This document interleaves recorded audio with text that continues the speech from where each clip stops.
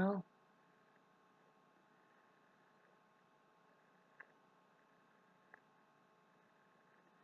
I've been hermited a long time. I've been isolated so long that it's hurting. It hurts because I don't know. I don't find myself apt to care about blending in, even though I need help and I know that it would be great to get something for me. Really, what I would like to have is just good people in my life that probably understand where I'm coming from. I don't really need somebody who's system oriented, but it would be nice to get a job, a money making job. And I guess that's one of the reasons why I'm posting this. Part of my dirty laundry over there is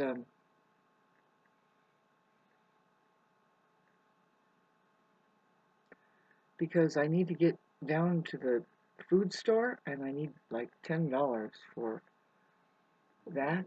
And I would love to think that this certain state will end for me when Neptune goes away from my Venus. But when Neptune goes away from my Venus, it goes into Aries and it goes right over my ascendant. And this is where that I'm pretty sure I know that I'm being attacked um, because I'm a spiritual person and I have nothing to do with what the church is up to over there and what programmed people are up to. I'm not the kind. See, I know what religious means as far as that religion. Well, I don't want to get into it, but it's like to remember. You have limbs. You belong to a oneness here, and to me, it would be reality if you want to call it God. Go for it. Whatever word you can confuse yourself up with, it's all unnecessary to the truth. Okay, so just trying right now. Eight. It's August 30th, and well, I have 4 days. It went over to 3 days. Last time I couldn't get out. It's because money is.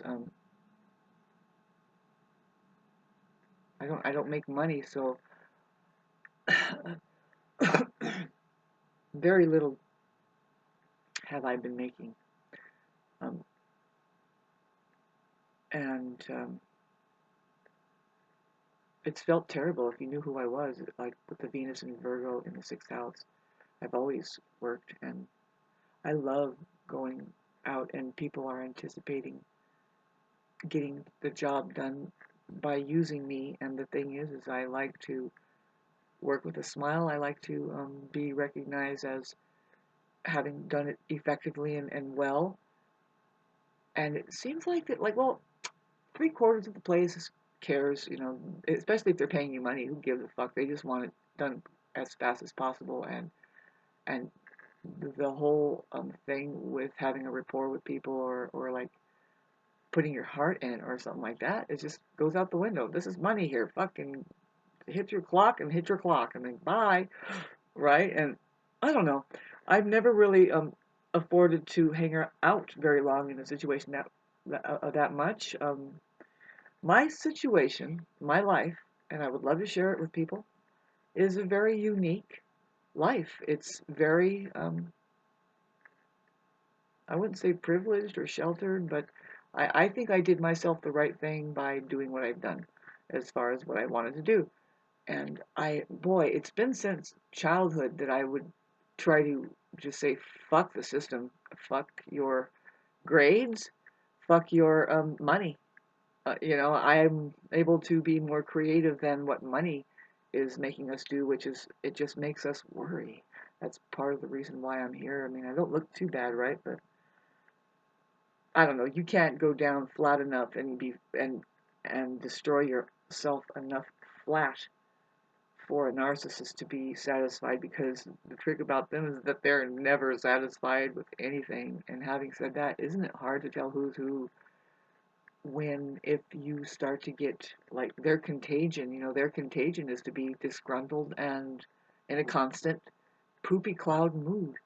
And well, I admit I don't blame my particular like bad feelings on anybody, but like I said in the beginning, it's like, well, here I am trying to see, I'm just trying to be a human being here, but no, I'm a homeowner. I'm not just a homeowner, I'm a property owner of prime real estate in the mountains. Well, that's kind of like a long drawn out way of saying I am a part of the living dead clique. Um, it's possible that I'm a fucking reptilian zombie. I don't know, but really, see, what's going on around here is that, well, see, god damn it, I wish I could tell people in a few words about my life and how I end up in the position I do, which is, I'm pretty sure that I'm the only one in this community on this mountain who has like succeeded. But what do you mean, Shauna? Well, my great grandpa, not my grandpa, but my great grandpa, they knew what caused the depression in the 20s. They knew that there were financial controllers and that they were trying to centralize money then, and how that they would control, say, the price of wheat, where it was $1 for a sack of wheat, but then they said, no, your sacks of wheat are only going to be 10 cents. And they're like, and the farmers were like, well, now that we got all this new equipment, we'll just farm more land.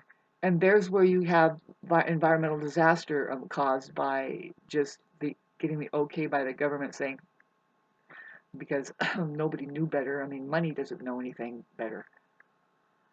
Doesn't have a sense, and it doesn't give energy. It's not energy, babes. It's human energy that is behind money that gets squandered and wasted. Okay? I can't stand listening to these people that have a half-assed conversation that says, oh, money, it's just energy. Nah. If I had a stack of bills and then I put it in that fire over there and say, yep, that's producing a little bit of energy, I don't know, my wood does better. Why would I want to convert it into energy? What you're failing to say is that human energy is behind it. And not only that, babes, but love. Love is being enslaved over it. Love is actually being mocked and fucking degraded, and it's not completely snuffed out by money. Money is what happens to a civilization and or people when they've lost their ass as to how to be that creative as love can be. Now it's this ridiculous media that doesn't even say what anything to us is in God we trust. What if it said in love we trust? What if it said in joy we trust? Instead, it's just as gibberish. In we trust. Okay? Explain that to the kids. You don't have to explain anything to the kids. They pick up on vibrational frequency and energy, and they're like, most of the time it's like this. Are we having fun yet? Really, I hope you fucking people are having fun with all this fidgeting around with your holidays and your bullshit birthdays when it's not even a real birth. Any real human being knows from the ancient Aborigines that if you're lucky, you experience 3 births, right, in your life. There's the biological birth, and then there's the birth into puberty, where everybody's like, yep. And you get your name changed, too. And then the 3rd birth, I think, is that real life spiritual birth, where it's that being reborn into the body of Christ. What is that? It means you've tossed your mind and the system out, and you become real. And you're just a presence here. You're an availability to the present. That's what love is. It's not really that complicated. There's a highest octave that embodies all of it possibility. And I have a little baby cat here.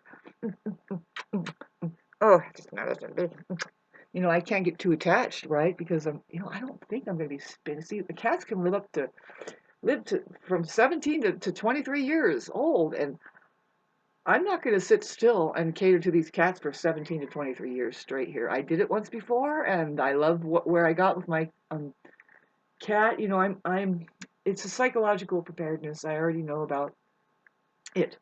I'm somebody who's capable of change. See, the thing is the change, cha-ching, that I'm contemplating is, and I have to do it on my own. I can't be distracted about this. And see, this is where people have, I don't know if they've purposely distracted me or um or it's just happening that I'm getting just distracted and it's like this. Well, either way, it's a fucking test saying, Shauna,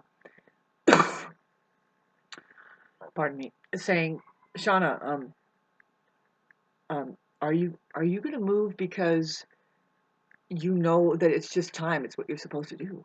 See, you need to get rid of all of this worry and take your money and run, baby. At the same time, the possibility of you meeting somebody who's really cool, that vibes with you, that actually smiles into you. And see, this is what's really complex at my age, 49, 50. I'm here to tell you, as a wise person, it takes 2.5 years to notice if you even have a real friend there. And I am not talking about what goes on Facebook. No, you cannot feel anybody's hug over Facebook. I'm sorry, I'm a physical person. And I'm actually kind of a hug person. I give hugs, and I don't know. That's what we do up here in this community. They call it the Idlewild hug, and I get it. It's like, well, we don't really need the hug, I guess, But it's like, you know what? We're in the forest. We can't see anything through the trees, and when we do see each other, like at the produce section, I don't know. I give people hugs, especially my people that I think are my people. But I was just trying to tell you, it's like I've been so isolated and hermited. I don't really. Who am I fooling? I have no people. I don't. And it's a trip because it's like, well, then okay. See what it makes me is like, okay, so it'd be nice to